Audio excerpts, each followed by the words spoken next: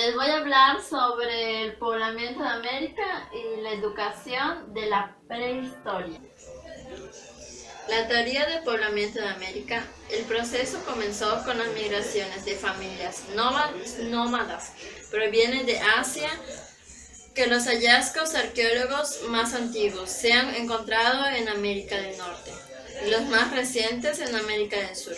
Esto parece indicar que en América se pobló de norte a sur. Grupos de personas exploraban el territorio en busca de alimentos y mejores condiciones de vida. La teoría de poblamiento tardío, también conocida como censos de Clovis, sostiene que el hombre tiene más antigüedad que en América, no mayor de 14.000 años. La teoría de poblamiento temprano sostiene que el hombre llegó en América mucho antes de lo que sostiene el consenso de Clovis, con hipótesis muy diversas que van desde 2.000 años hasta 65.000 años. Las glaciaciones, la historia de los primeros seres humanos, ocurrió entre cambios climáticos conocidos como glaciaciones. Las glaciaciones fueron conjunto de periodos de intenso frío, entre los que se han intercalado otros periodos más cálidos. La última glaciación terminó cerca del año 10.000 a.C. Para esa época los hielos retrocedieron gradualmente. La temperatura en el resto del planeta ascendieron normalísticas. Según la teoría de los amerindios, los indios de América pertenecían en un solo tipo de racial, el asiático.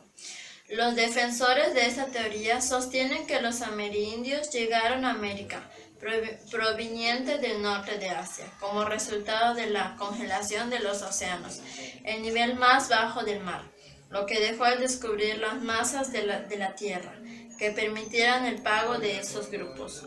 Por esto, estrechos entre noreste de Asia y noreste de América.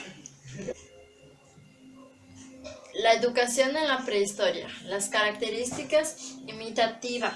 El joven llega adulta intentando repetir en su propia vida lo que va a su alrededor. La doméstica, junto a la madre y el padre que van adquiriendo el uso de las costumbres, las ideas religiosas, los ritos y la mentalidad. La global. El sujeto no tiene la enseñanza del pasado ni el futuro. Aprende de lo que utiliza en el presente. La mágica. Basa su cultura en la religión, en sus dioses o en mitos. El ideal pedagógico era adquirir hasta hacerlo imperativo como una tendencia orgánica. ¿Quién ejercía el papel de los maestros en la prehistoria? Los grandes enseñaban a los chicos, los padres enseñaban a los hijos y los más fuertes enseñaban a los demás. ¿Quién ejercía el papel de alumno? Los niños, los jóvenes y los hombres y las mujeres. ¿Qué tipo de escuelas había en esa época? No había escuelas. El tipo de enseñanzas en esa época era empírica, por la experiencia, y el tipo de evaluación era conductual. Gracias. Educación antigua en México. La educación en aquel imperio duró casi 200 años. Se basó en su grandeza, en su guerra y atributo a la educación y a la filosofía. Alfredo López Austin llamó templo y escuela, lo que refleja el gran vínculo entre religión y educación. Adquirían los conocimientos en la sociedad prehispánica. Se trataba de una mezcla entre prácticas como los sacrificios y las penitencias y técnicas de interpretar o leer los calendarios y ritual solar. Su ingreso a la permanencia variaba. Existían escuelas en todos los barrios, rostro y corazón. Su educación era impartida para adquirir sentido a la vida. Era una sociedad muy generosa, en la que el origen noble y plebeyo era su base para sus derechos y obligaciones. El Calmet. El Calmet era dedicado a Dios Quetzalcóatl, la escuela sacerdotales destinados a los nobles. El Tepochcali significa casa de doncellas. Habían varias dedicadas a distintos dioses, donde las doncellas tenían que vivir en total castidad para servir a Dios y tenían que hacer comida, recolectar ofrenda y limpiar el templo. El Tepochcali significa casa de las doncellas. Habían varias dedicadas a distintos dioses y en donde tenían que vivir en total castidad para servir a su Dios, hacer comida, recolectar ofrendas y limpiar el templo. El Cuiclali, en la escuela se le decía la casa del canto y les daban conocimientos de canto y danza, no solo artísticos, sino que eran maneras elevadas del culto religioso. El canto era una transmisión del conocimiento sobre la historia. Y así sucesivamente, durante esos años, la educación ha evolucionado. En realidad, ha tenido muchos cambios la educación. Educación en la conquista y la colonia. La conquista. Los españoles llegan a las costas de México en febrero de 1519. El primer lugar al que arriban son las costas de la isla de Cozumel. Con la llegada de los españoles y la conquista de México, surgieron grandes cambios sociales y culturales. La colonia. Con la toma de Tenochtitlan, se inicia la época colonial de México que dura 3 siglos, de 1521 hasta el año de 1821.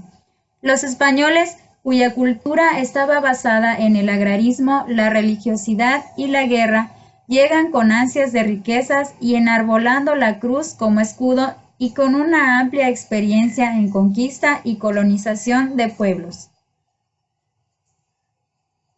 Objetivos de la educación. En lo que respecta a la educación, inicialmente se tenían 2 fines principales: la evangelización de los aborígenes y la educación popular indígena. Tipos de educación. Entre 1526 y 1527 se fundaron 2 tipos de colegios, uno para transformar a los hijos de la nobleza indígena en caballeros de la nobleza novohispana y otro para que los hijos de labradores y gente plebeya aprendieran la doctrina cristiana, las artes y los oficios. La evangelización. Los colegios en la Nueva España formaron parte del proyecto humanista de convertir a los indígenas al cristianismo, y estas actividades contribuyeron a la conservación de la paz y la tranquilidad del reino. Instrucción primaria. Pedro de Gante funda la primera escuela elemental, San Francisco en Texcoco, en la que se enseña letras, canto, música, además de artes y oficios. Instituciones educativas en la colonia. Educación popular indígena, cuyo objetivo era la evangelización de los indios, la promovieron los misioneros franciscanos. Uno de sus representantes fue Jacobo de Testera, quien a través de pictogramas y jeroglíficos representaba los pasajes de la Biblia para poder enseñar a los indígenas. Se desarrolló inclusive vocabularios y gramática indígena. En 1536 se fundó el Colegio de la Santa Cruz, Tlatelolco, que fue un modelo de conversión abrigado por los franciscanos. En Tlatelolco se reclutó a jóvenes de las distinguidas familias de los tiempos precoloniales y se formaron a los primeros religiosos cristianos indígenas, imponiéndoles una rigurosa disciplina. La educación para las niñas estaba relegada hasta que Fray Juan de Zumárraga empieza a promover la fundación de escuelas exclusivas para ellas. El Colegio de la Caridad se fundó en 1538 para españolas y mestizas de todas las edades, con la idea de que salieran directamente a la boda.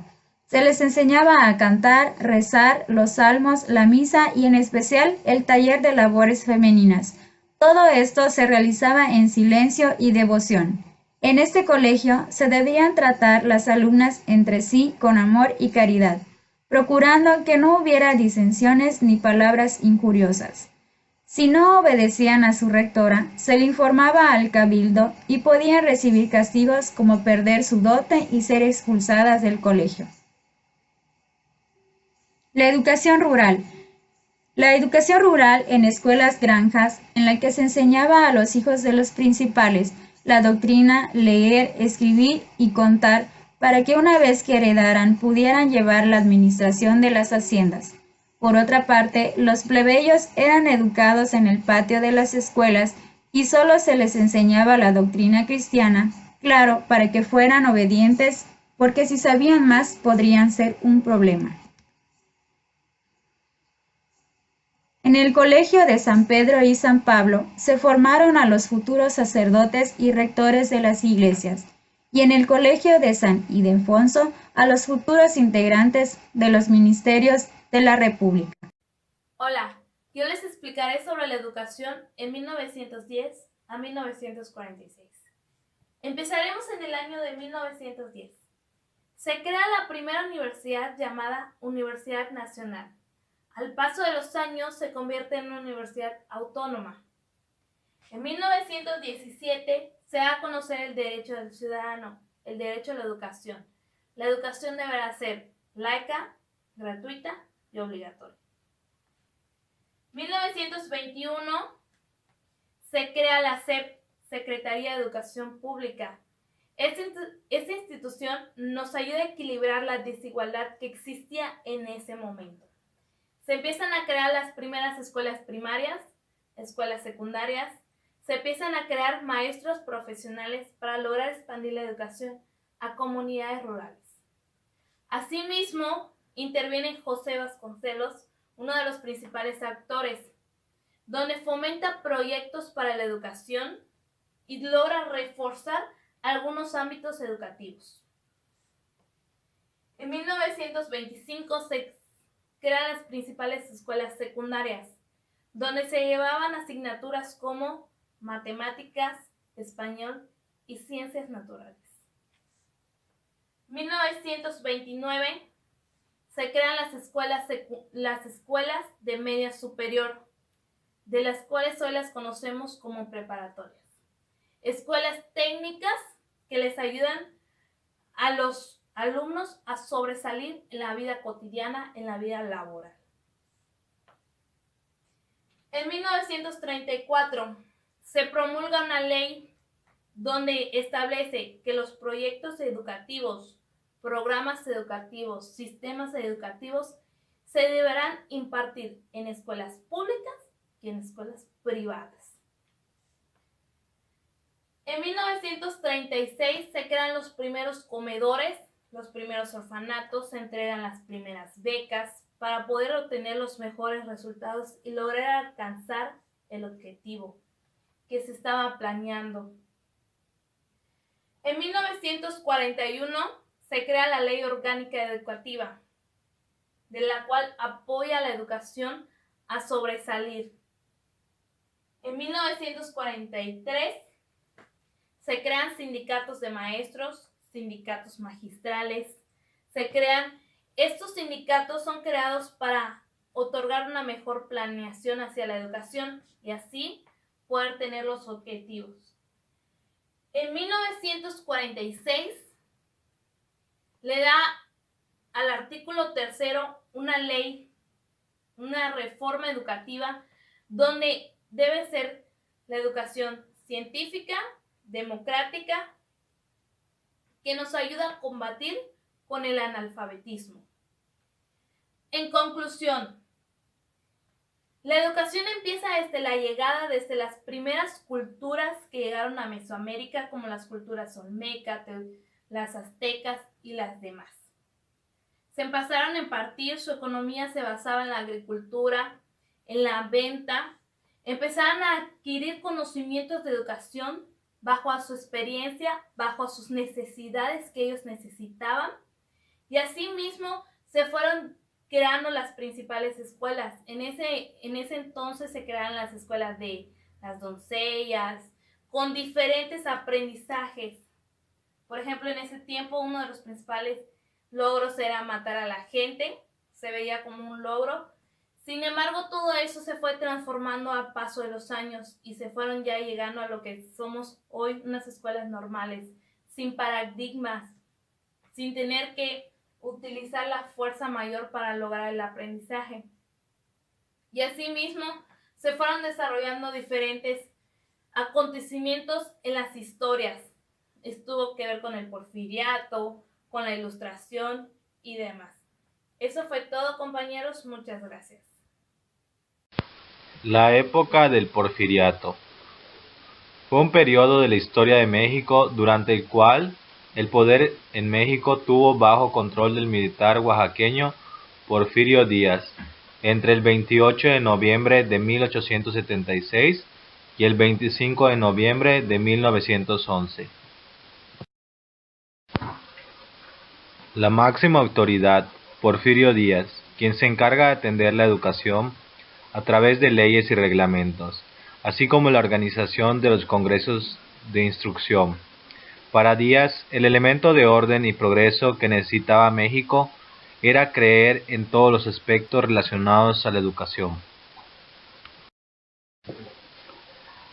Porfirio Díaz estableció la necesidad de educar al país para que existiera estabilidad económica y social, puesto el objetivo se centró en ordenar la conciencia del mexicano a través de ese ideal. El reconocimiento internacional otorgado al porfiriato permitió que el país avanzara con aspecto económico y pudiera construir el sistema educativo, que era el primordial eje de aquel entonces.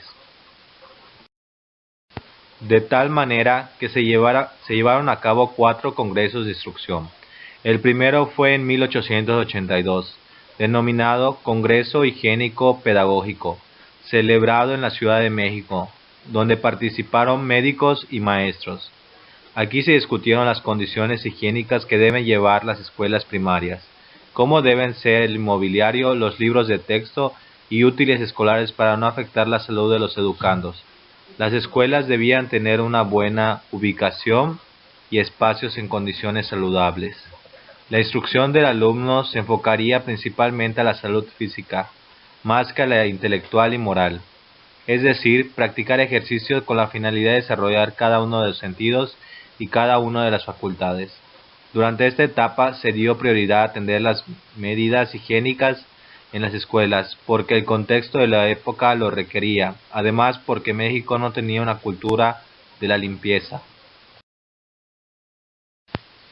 Del mismo modo, en 1889 se llevó a cabo el primer Congreso de Instrucción Pública.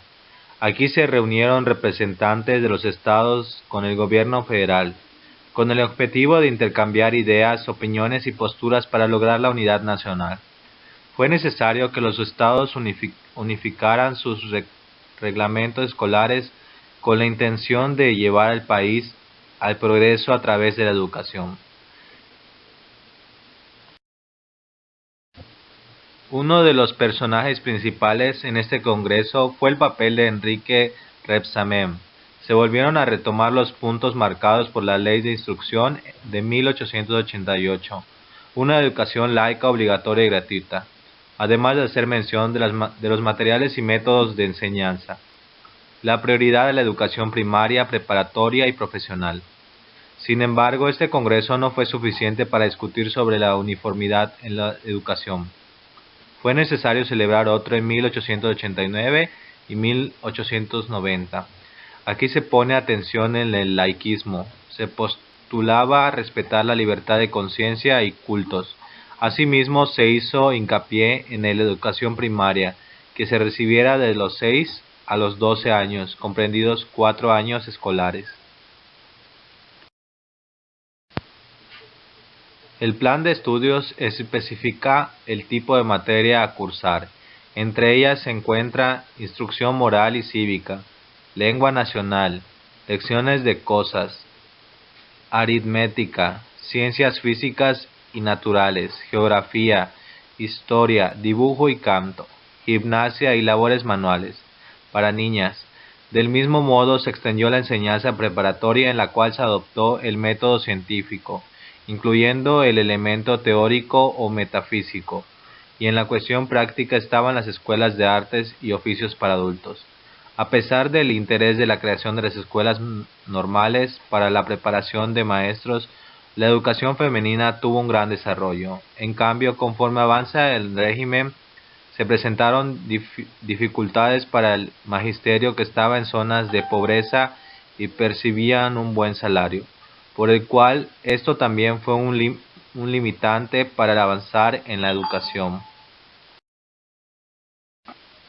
El proyecto del Porfiriato alcanzó una cobertura amplia debido a que es aquí donde surge el interés de poner en práctica los nuevos métodos pedagógicos, así como la creación de escuelas y atención al profesorado.